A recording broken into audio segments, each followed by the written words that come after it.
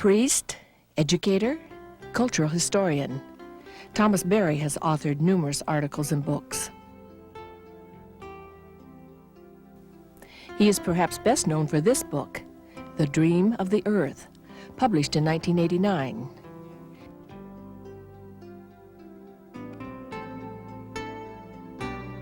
Today, Thomas Berry is director of the Riverdale Center for Religious Research in New York. The center is in a beautiful setting, overlooking the Hudson River. But since it's just north of New York City, during our interview, you may hear the sound of an occasional airplane or train passing by.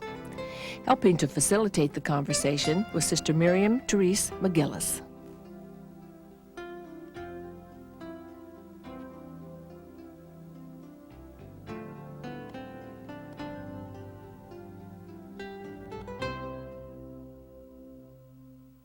My generation, I've lived through, at least in part, of 9 decades, 9 of the 10 decades of the 20th century. And when I think of my life and the world that I've lived in, there are 3 things that strike me. And the first is the devastation of the planet. But the second thing is the incompetence of our cultural and intellectual establishments to deal with it. And then the third is the rise of a new vision. But the main thing about my generation, if I would describe my generation, I would say they were autistic.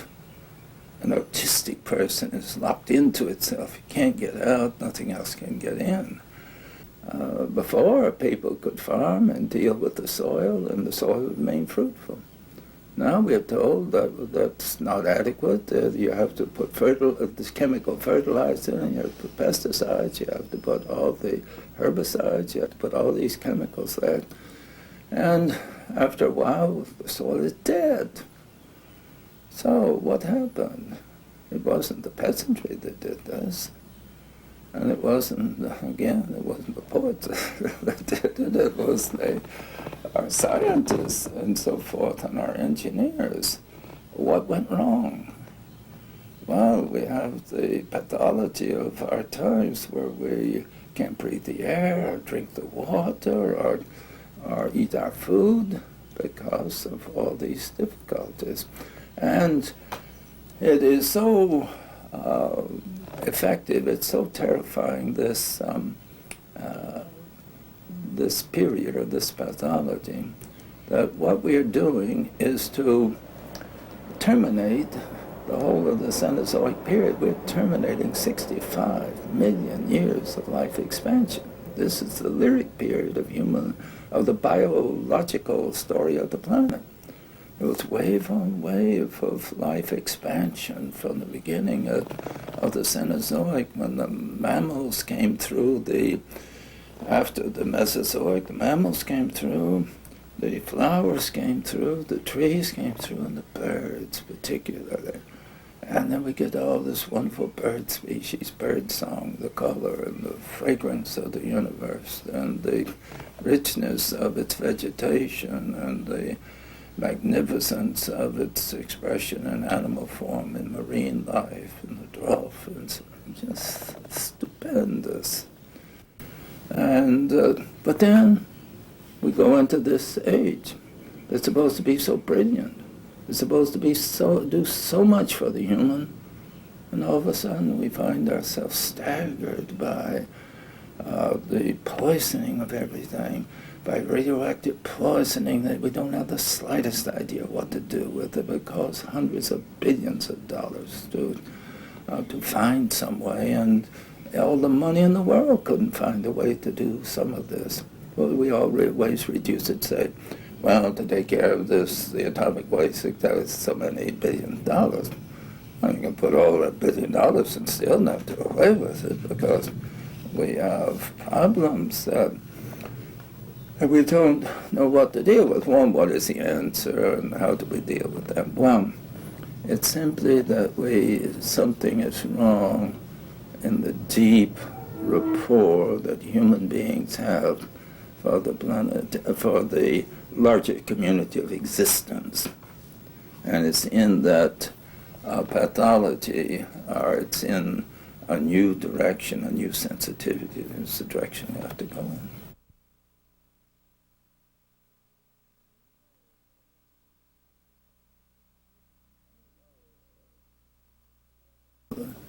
I don't know just how to answer all the questions that are involved in this, but we can say that our religious traditions are largely responsible for the context in which things have happened. I wouldn't say it was a cause, but it's the context. It wouldn't have happened this way except for our religious traditions that have given us a world of a transcendent, personal, divine, creative deity related to the human by covenant relationship. And it didn't do away with the primordial relationship of presence, but to some extent it diminished the sacred dimension of the universe, of the presence of the divine as all-pervasive presence throughout the natural world. And take, for instance, the Black Death. It was the experience of the Black Death where a third of Europe probably died in a matter of 2 years, from 1347, 1349. It was a traumatic experience, and so people at that time got the idea that the world must be wicked, God must be angry, we must abandon the world some way and not be contaminated by the world, and to be intimate with the world is degradation rather than exaltation. So we begin to get religion that is concerned with two things, concerned with divine human relations and interhuman relations. This corresponds somewhat with the law and the prophets. The prophets were always saying that the divine does not want ritual primarily, but justice to the poor. So all our modern dedication, religious dedication to the poor, this option for the poor, this concern for social issues, which is probably this magnificent an aspect of modern Western Christianity as we have. And there is also the wonderful sense at times of divine human relations, this deep experience of divine presence. But the one thing that's missing in our tradition is human-earth relations. And if it's not present to us the way it is with earlier peoples or with so many of the other civilizations. Why? Because the biblical religious tradition is a tradition that finds the divine or experiences the divine in the historical order, not in the cosmological order primarily. Most religions find the experience of the divine in the depths of the universe somehow.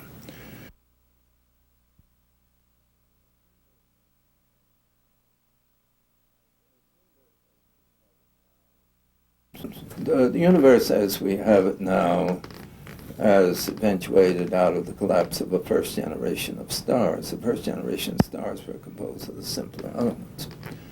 And it required the interior heat of these first generation stars to create the 90-some elements that make the Earth possible, make humans possible. But it required a collapse of the first generation stars in enormous heat to produce the heavier elements, and an explosion of particles out into space. And then our solar system came into being. The sun that contains 99% of the matter of the solar system, and then these little planets around. So this supernova went through a sacrificial moment. Everything is sacrificed eventually for other things. Everything dies into something else. So it was this sacrificial moment that is a death on this magnificent cosmic level to make the Earth possible. make the sun possible, make our planets possible. So, and these in turn go through death rebirth processes in their own sequence. And we need a liturgy now, celebrating the emergent universe, celebrating the supernova event, celebrating shaping the earth, celebrating coming of life, celebrating the coming of the flowers, particularly the first coming of flowers. We celebrate the flowers in the springtime and the type of a wonderful thing. It opens us to just stupendous experience. So that religious ceremonies, the central religious ceremonies throughout all people is that renewal moment. Now, that is, but we need these other liturgies. We need a liturgy to celebrate the supernova. So now we need these other, when flowers first came, not when they come again, but when they first came. Because origin moments are sacred moments. That's why we celebrate birthdays, why we celebrate anniversaries, because the origin moments, transformation moments are sacred moments.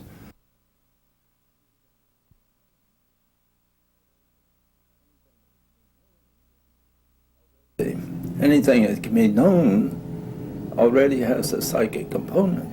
It wouldn't be able to be known without matter itself is indeterminism. Any kind of a form is already a psychic reality. That's the basic approach to things. Because take a seed, take an acorn. There is the principle, the organizing principle there that is not available to any of our senses, but we know it because there is the unity in the functioning of the seed organizing all the various components of the genetic coding. Now, the genetic coding gives you a great complex of elements, but it never can provide the unity of that. What is unifying all those elements to produce the roots that go into the ground, the trunk, the leaves, and takes care of that fantastic variety of things, that fantastic variety of expression. That is a psychic element. So humans have always lived in a vital, functioning universe that has this deeper, animating principle that ultimately transcends the material order. In fact, with humans, you don't know what's in the universe till you know what the universe does. The universe produces humans. Therefore, there must be a capacity of the universe to produce humans.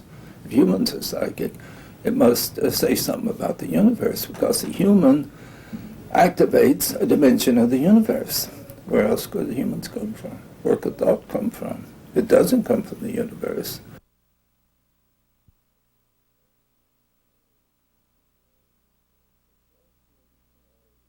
So the question of identity is there. And we can be committed only as far as we have a certain identity, uniqueness. That's why when Tillich said the courage to be, he knew what he was talking about. That this is the personal challenge. It is the community challenge. And it is a challenge in every instance. To be unique, but to be in communion with.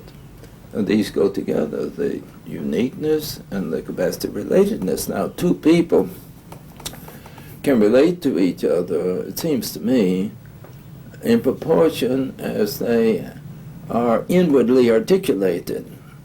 I think it's why people can't put up with others sometimes, or why people that are devoted to each other, or husband and wife, there is that difficulty. A person must find in the other an almost infinite richness of personal development, but there is lacking that. But the two should help each other to be different, not to be the same. It doesn't do any good. The more people are the same, the less attraction there can be. Because I remember my sister once, and we were together with a small group, and somebody was saying about two people, they were so much alike. My sister said, if they're so much alike, All of them's unnecessary. The universe does not permit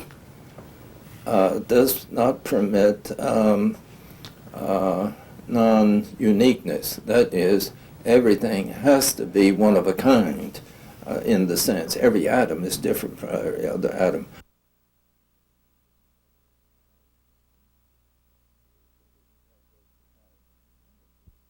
It's within the context of viable communities that we find the deepest human fulfillment, and the spiritual capacities or the inner psychic capacities to deal with the difficulties inherent in the human situation. Now we need to deal with these creatively. I've been doing some writing recently on the Neolithic village. It's amazing. The Neolithic village, if there was ever a time of great creativity, a time of a certain amount of serenity, it's in the Neolithic period. It was a period of most dynamic creativity. It was particularly the period when women were very much at the center of things.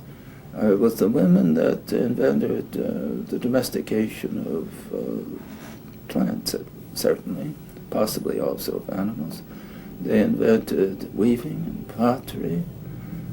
These were the central things that made life possible in community. Before that, there was the constant drifting of a hunter-gatherer society. They couldn't settle down until they had these basic discoveries, until they were able to build shelters of a more abiding nature. So, but when the Neolithic came, it was extraordinarily vibrant, small community life. And each of these villages lived in a certain coherence in itself. It was integral with its bioregion. It was self-sustaining. It needed very little outside support. There was a certain amount of trade. It wasn't isolated exactly, but it was a fantastically, wonderfully effective structuring of community. And it experienced itself in rapport with the whole order of things. It was its festivals, its observances were centered on the seasonal changes throughout the year, on the deep mystical principles of the universe, and particularly in its productivity. But one of the things that's very important about this period is that, well, not simply about this period, about the Neolithic village. Seems to me that humans have always lived in the Neolithic village, even now. In the year 1800, I believe less than 3% of humans lived in cities of any size. In the year 1900, I think less than 10%. By the year 2000, I think 50% of the people will live in much larger settlements, so that there's this crush of population. There's also the drifting of peoples to the cities. There is the desolation of village life is deteriorating. It was already deteriorating early. There was the excitement of new capacities for travel, excitement of this larger thing, and we began building this mystique, this globalist mystique that was, to some extent, beginning in these wonderful ages of discovery. It was all splendid. And so this continent was discovered. And as soon as this continent was discovered, we entered into this conquest of space, because this was a spacious world. And there was the constant movement in the early days in this country. If you had a neighbor that lived within a mile or so, you felt a little oppressed. You needed space. And of course, this was after the period of the settlement in New England, because you did have a certain amount of village life there. and participation, you had more democratic life and so forth. But with this country, we began road building, and our road building became almost an exaggerated thing, so that now we build these atrocious superhighways and race up and down in a kind of a frenzy back and forth. We put the airplanes into the sky and fill the sky with all that goes with this immense number of airplanes. We can't settle.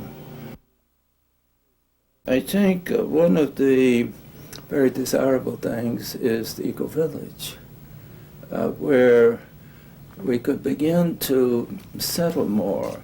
I talk about come home to yourself. Well, in North Carolina, where I come from, it's a beautiful state that presently is being devastated by highway construction, by bringing in industry, by bringing in big research centers, corporate headquarters, and all the paraphernalia, all the establishments of an industrial commercial world.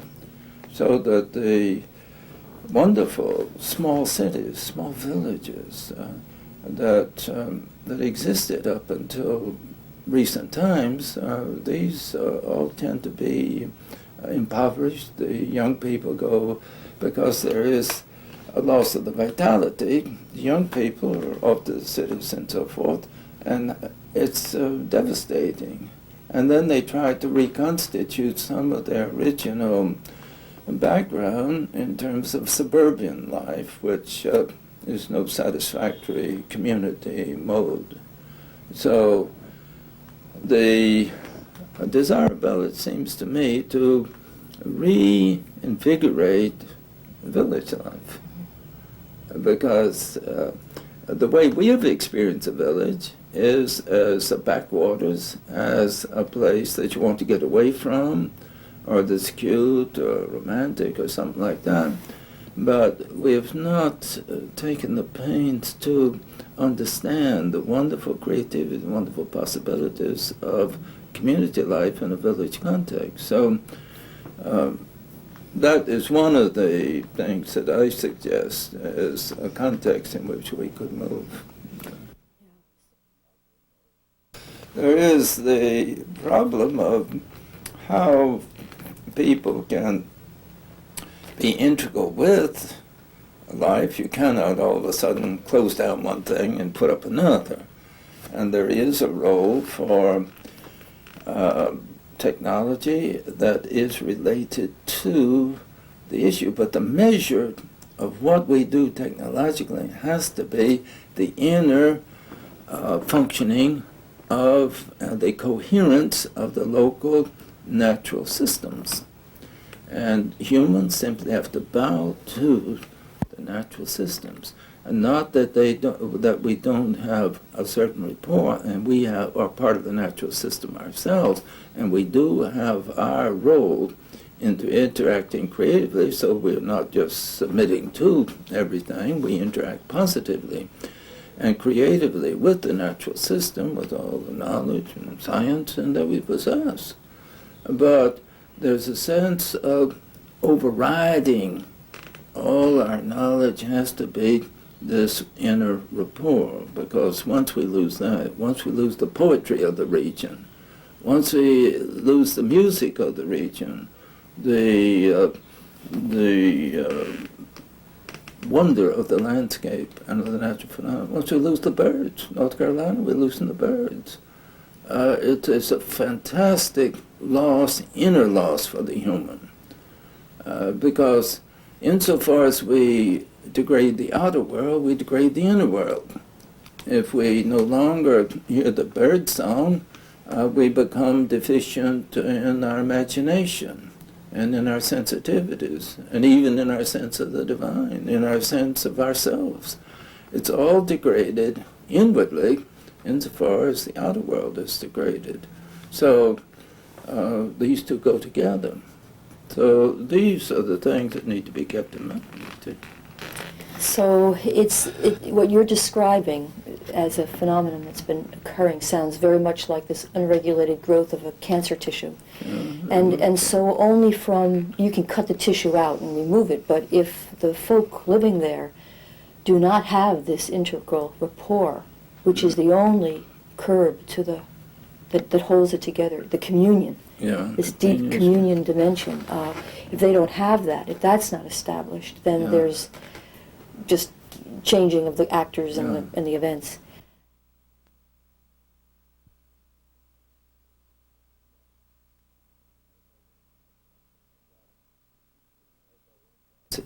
Jobs. Everybody wants jobs. Jobs are crazy. People shouldn't have jobs. You have roles. You don't have jobs. What is a role? A role is an activity that goes into the function of thing. A father has a role. As a father, he doesn't have a job. A mother has a role. A child has a role. And so with the important things, like a teacher has a role. A doctor has a role. But we no longer think of these as roles or as vocations or as a calling that we have. We are called to this. We have a destiny, and a transpersonal destiny. It's a personal, transpersonal thing, but that we are not just accidentally become a lawyer or accidentally, well, choose this, choose that, so what, I'll do this. Or, it's not that at all. Or actually, a business person has a role, a very important role. And it's why, if they were doing it right, the economic role is central to the whole process. But in the economics, the science of economics, or the function of economics, or the teaching of economics, there's no reference to the natural world. But by all odds, the genius, the managerial genius, is in the natural world. There's no junk in the natural world. It's enormously fruitful. Everybody shares. Everybody benefits. Everybody cares about it. It's the most democratic thing in existence is the universe. It has a certain interdependence and relatedness, but everything is, in its ways, is important. Everything has its supreme moment. And it depends, when you say, well, the thing is qualitative, all things are qualitatively different, though. But you talk about better and worse. Everything is better in some respect. In other words, there is no absolute better anywhere. The only thing that's better is the community. But when it comes to swimming, the fish are better. When it comes to flying, the birds are on top. When it comes to blooming, maybe flowers are on top. Or when it comes to seeing, maybe the hawk is on top, or flying. So that it depends on according to what. Now that's where this question of progress, kind of a magic word, progress, you can't stop progress. It's the most irrational thing anybody ever thought of, is talk about progress. The person I say, according to what? According to what? Is this making people happier? Is this progress in creativity? And according to what? Progress, and at what cost? What's the price of the progress? Is this what's it costing in human terms? What's it costing in terms of the earth? What are we paying for the automobile, for instance? We put this price. What does an automobile cost? It's very silly that saying that it costs $10,000 or $100,000 or whatever. That's not the cost of the automobile. It's the cost of the poison air. It's the cost of the pavements and the parking lots and the exhaust fumes and the blanket of carbon dioxide in the air. That's the cost. You say, it won't cost $10,000. It's such a silly thing to talk about the automobile that way. But that's the way we talk, and we think we're intelligent.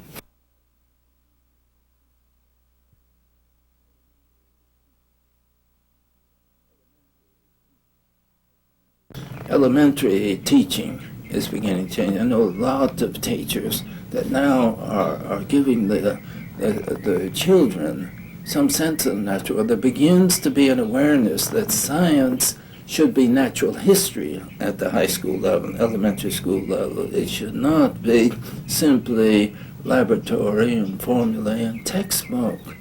It should be out there.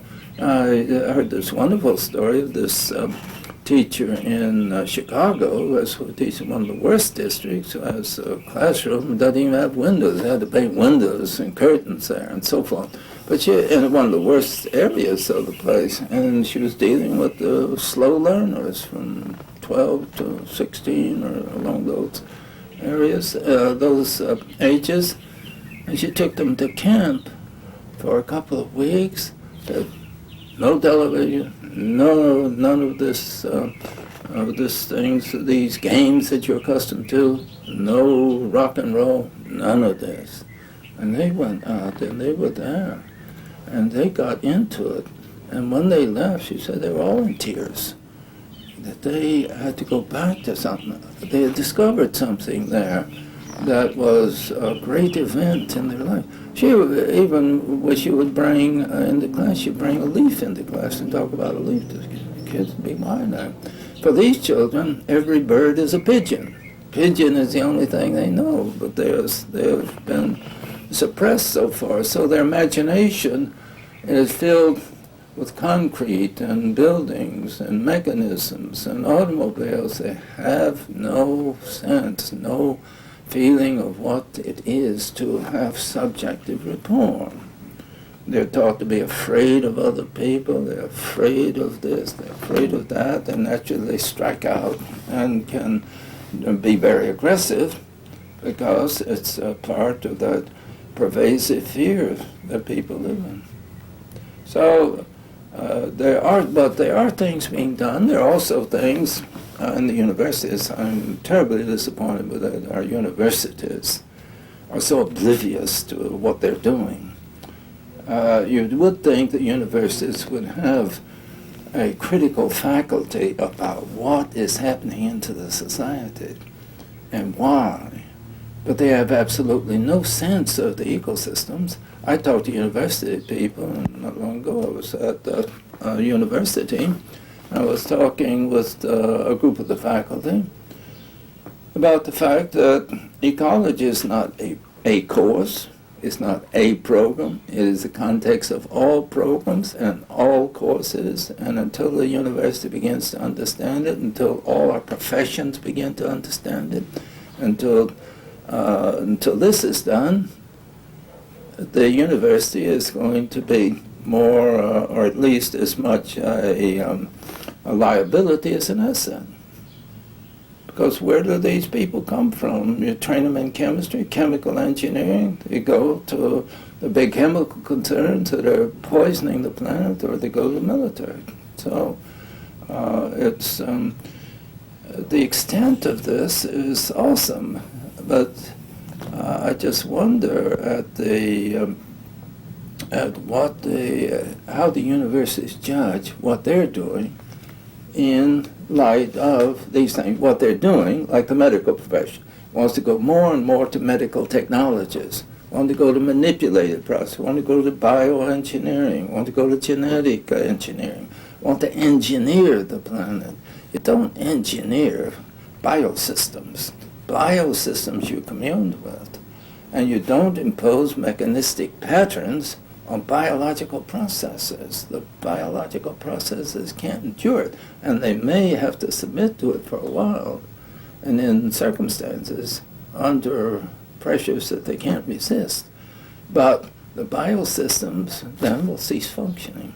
And then you have to do more and more mechanization, less and less of the spontaneities of nature, and then we end up trying to run systems that can't be run from without. So in this sense, the universities and the sciences, the biological sciences and the other sciences, have to begin to listen. Humans have to begin listening to the larger context of things and to understand the wisdom that's communicated from outside.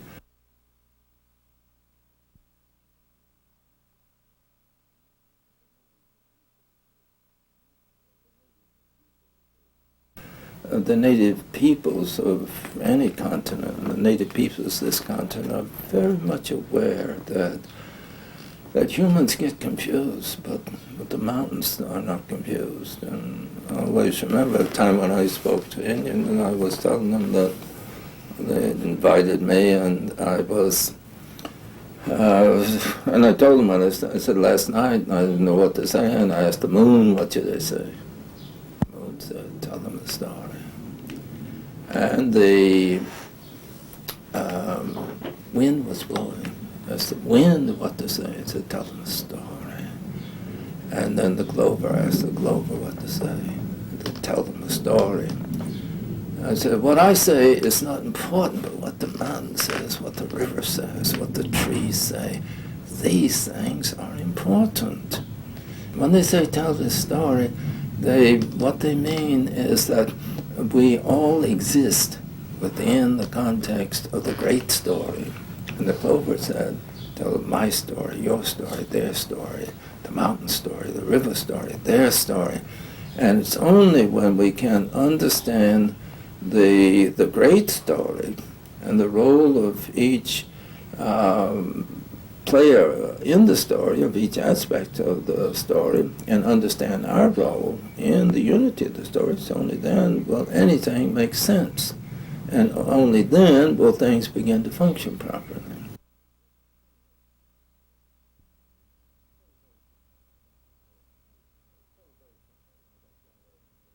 Celebration is a central word for me because I describe the universe throughout its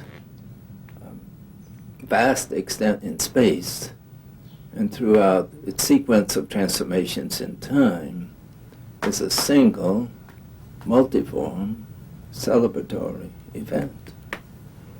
What do the birds do? They sing. What do the flowers do? They blossom. The trees grow and animals run and fish swim. And all. What is it? The best word probably would be celebration. What is the highest things humans have ever done? We call it religion, but really it's celebration. And that's why everything worthwhile is celebration. If you have a birthday, and even dying, funerals are celebrations.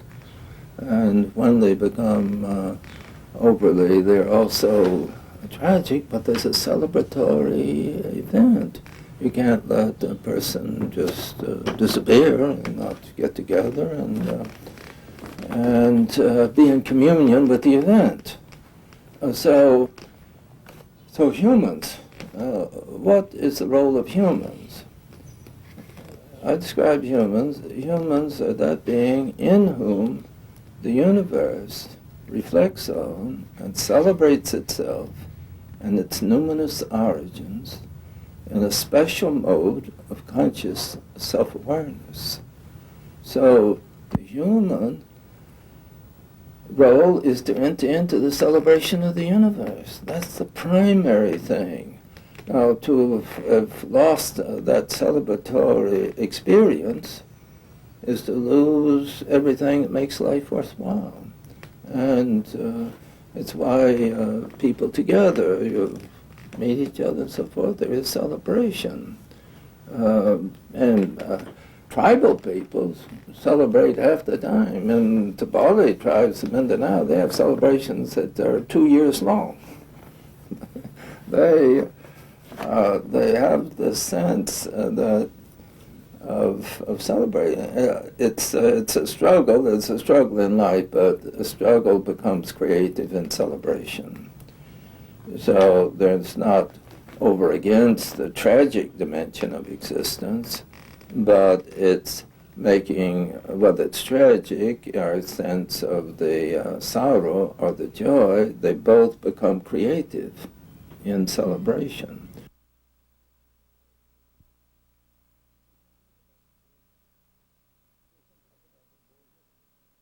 We can talk about the voice of things. Unless an atom said, I'm an atom, we couldn't know it as an atom. In other words, its very structure is expressing itself, is projecting itself, it's in communion with the rest of the universe. And that capacity of things are fantastically distant from each other, to be present to each other in an immediate way without going through the intermediate distance is a property of the universe, because every atom is immediately present to every other atom and influencing every other atom in a rather total way. So the unity of the universe requires this capacity for communion. And that I describe as a communion of subjects.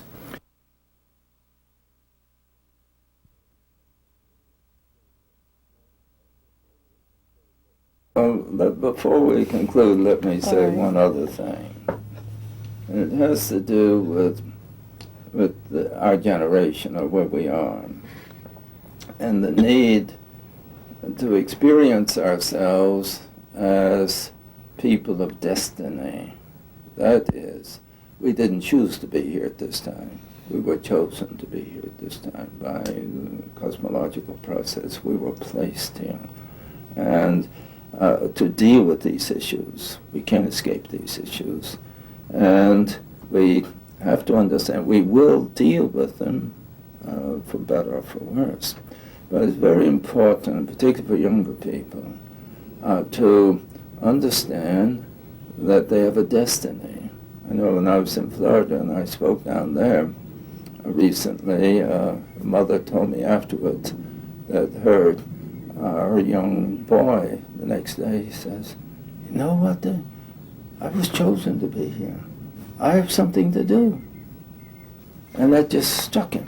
In other words, a person needs to have a personal choice, but you also need to experience that you are sustained by and supported by a larger process. And it was just so wonderful.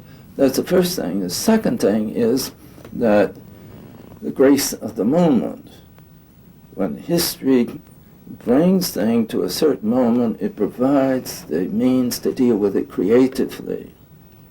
And so this generation, particularly the younger generation, needs to feel that with this moment in which they exist, that history, the universe, sees to it that they have the guidance necessary to deal with it creatively.